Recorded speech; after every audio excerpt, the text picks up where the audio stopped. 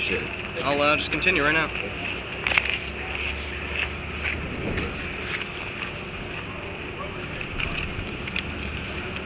Dig into the Bible by getting to know its people. Some faithful women are Abigail, Esther, Hannah, Mary, Rahab, Rebecca, and Sarah. Some outstanding men: Abraham, David, Jesus, Moses, Noah, Paul, and Peter. What will make the Bible interesting? Boring or refreshing? What will the Bible reading be for you? Much depends on how you approach your reading. Let us take a look at what you can do to increase your interest and enjoyment.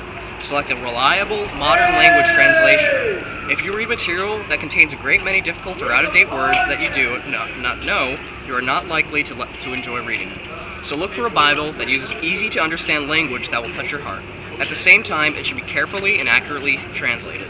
Many have found the New World Translation of the Holy Scriptures to be accurate, reliable, and very readable as well. This Bible, produced by Jehovah's Witnesses, is available in over 130 languages. You can download a copy from the website jw.org or download the JW Library app. Or if you prefer, Jehovah's Witnesses can deliver a printed copy to your home. Use modern technology. Today, the Bible is available not only as a bound printed book, but also as a digital book. Some Bibles can be read online or downloaded for personal reading on computers, tablets, or cell phones. Certain versions include additional tools that allow you to quickly check other Bible verses on the same topic or even compare several translations. If you prefer to listen rather than to read, the Bible is also available in recorded form. Many people enjoy listening while they commute, by public transportation, do laundry, or engage in some other activity that permits listening. Why not try another method that suits you? Use Bible study tools. Bible study tools can help you to get much more out of your reading. There are maps of Bible lands, which will help you locate the places you encounter in your reading and put events in perspective. Articles such as those in this magazine or in the Bible teachings sections of the jw.org website can help you explore the meanings of the many parts of your Bible. Vary your approach. If reading the Bible from cover to cover seems daunting, why not stimulate your interest by starting a portion that appeals especially to you? If you want to find out about famous people in the Bible, you could try character-based reading. A sample of that approach is included in the accompanying box, Dig into the Bible by getting to know its people. Or maybe if you want to read the Bible by topic or in order of the events which occurred, why not try one of these approaches? How can the Bible improve my life? The Bible is no ordinary book. It contains advice from our Creator. Its message can influence us profoundly. In fact, the Bible states the Word of God is alive and exerts power.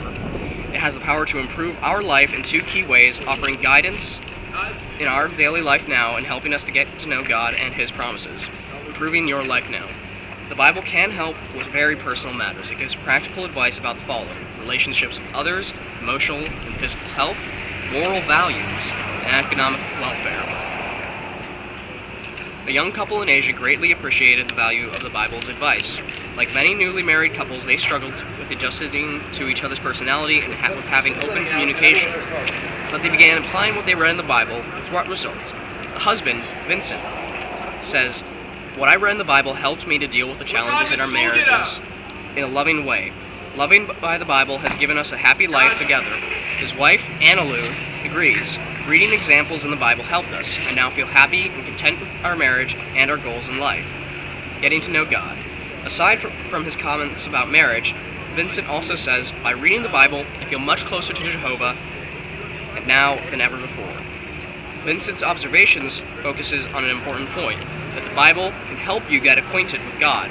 In so doing, you will not only benefit from his advice, but also find that you can get to know him as a friend. And you will see that he reveals details about a better future, a time when you can enjoy real life that will last forever. That is something that no other book can offer. If you set out to read the Bible and keep at it, you too can gain those benefits, improving your life now and getting to know God. However, as you read the Bible, you will likely think of numerous questions, and when you do, keep in mind the good example of an Ethiopian official who lived 2,000 years ago.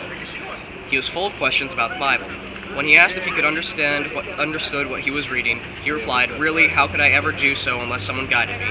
He then eagerly accepted help from someone who was already a qualified Bible teacher, Philip, an early disciple of Jesus.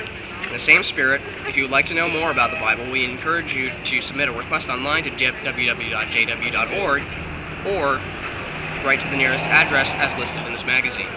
You may also contact Jehovah's Witnesses near you or visit a Kingdom Hall in your area.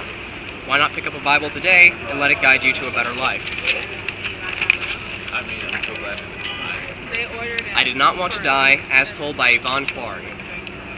My past. I was born in Paddington, a densely populated area of London, England. I lived with my mother and 3 older sisters. My father came in and out of our lives as a result of his problems with alcohol.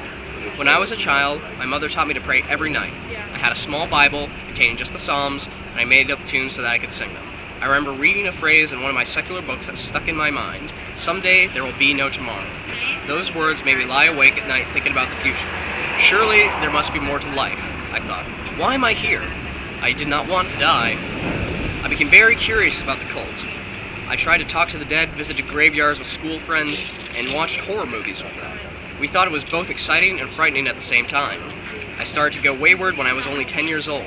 I began smoking tobacco and I quickly became addicted. Later, I progressed to smoking marijuana. By the age of 11, I was experimenting with alcohol. Although I did not like the taste of it, I liked the effect of getting drunk. I also loved music and dancing. I went to parties and nightclubs whenever I could. I used to sneak out at night and sneak back in just before morning light. Tired, and the next day, I regularly played hooky from school. When I did attend, I often drank alcohol between lessons. I received very poor grades in my final year at school. Mostly unaware of the extent of my wayward behavior, my mother was disappointed and angry. We quarreled, and I ran away from home. For a while, I stayed with my boyfriend, Tony, who was Rastafarian. He was involved in petty crime and selling drugs and had a reputation for being extremely violent. I soon became pregnant and at just 16 years of age, gave birth to our son. How the Bible changed my life. I first met Jehovah's Witnesses while I was living at the hostel for unmarried mothers and their babies. I had been given a home room there by local authorities. 2 female witnesses regularly visited some of the other young mothers. One day I joined in a discussion with them. I intended to prove the witnesses wrong, that they answered each one of my questions calmly and clearly from the Bible. They were so kind and gentle, which I found very appealing, so I agreed to study the Bible with them. I soon learned from the Bible that changed my life. I soon learned something from the Bible that changed my life. Ever since I was young, I had feared dying, yet now I discovered Jesus' teachings about resurrection. Also, I learned that God cared about me personally. I was especially touched by the words of Jeremiah 29:11, which says, For I well know the thoughts that I am thinking toward you, declares Jehovah, thoughts of peace and not of calamity, to give you a future and a hope. I began to believe that I could have hope in living forever in paradise on earth. Jehovah's Witnesses expressed genuine love towards me. When I first attended one of their meetings, the atmosphere was so warm and inviting. Everyone was so friendly. That was a big contrast to the treatment I had received at a local church. The witnesses welcomed me despite my circumstances. They gave me time, care, and attention, as well as practical help. I felt as though I was a part of a big, loving family. From my Bible study, I realized that I would have to make changes in my life to meet God's high moral standards. I did not find it easy to stop smoking tobacco. At the same time, I recognized that certain music increased my desire to smoke marijuana, so I changed the music that I listened to. Wanting to stay sober, I stopped going to parties and nightclubs where I would be tempted to get drunk. I sought out new friends whose positive influence would help me in my new lifestyle. Meanwhile, Tony had also been studying the Bible with Jehovah's Witnesses. As the witnesses answered his questions from the Bible, he too became convinced of the truth of what he was learning. He made changes in his life, he withdrew from the previous violent associates, stopped his petty criminal activities, and gave up smoking marijuana. In order to please Jehovah fully, we also both saw the need to adjust our immoral way of life and provide a stable environment for our son. We were married in 1982. I no longer lie awake at night worrying about the future of death. I remember searching out of articles in Watchtower and Awake magazines the story of people who had successfully made changes I wanted to make. I was so encouraged by their examples. I felt strengthened to keep trying hard and not give up. I kept praying to Jehovah not to give up on me. Tony and I were baptized as Jehovah's Witnesses in July 1982. How I have benefited. Developing a friendship with Jehovah God has saved my life. Tony and I have also experienced Jehovah's support through difficult times. We have learned to rely on God through difficulties, and we feel that He has always helped and sustained our family.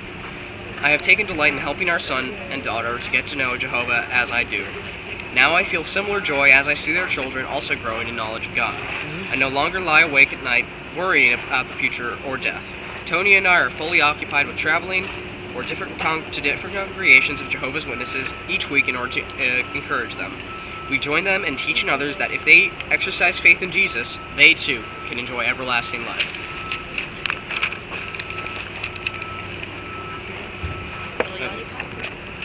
I have to give others some room for a minute, but I will be back.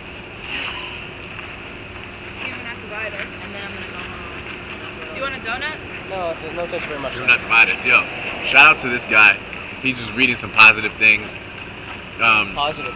I don't know exactly what you were reading, but It's you have a nice reading voice. This guy has a good reading voice. You have a It's you have a brochure future from as a reader. Watchtower. Okay, you're a Jehovah's Witness. Yeah. Okay, yeah, I know some Jehovah's Witness. They some came into my house before. Shout out to them. I got some friends who are Jehovah's Witness. It's very positive, positive people of love. You know. Hey, we're supporting all religions. We're out here supporting all religions, no matter what. All peace.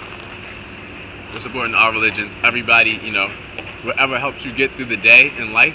You know what I mean? I support that. That's good. Haha, paper. Yeah, we're about to have a good time today. I sure hope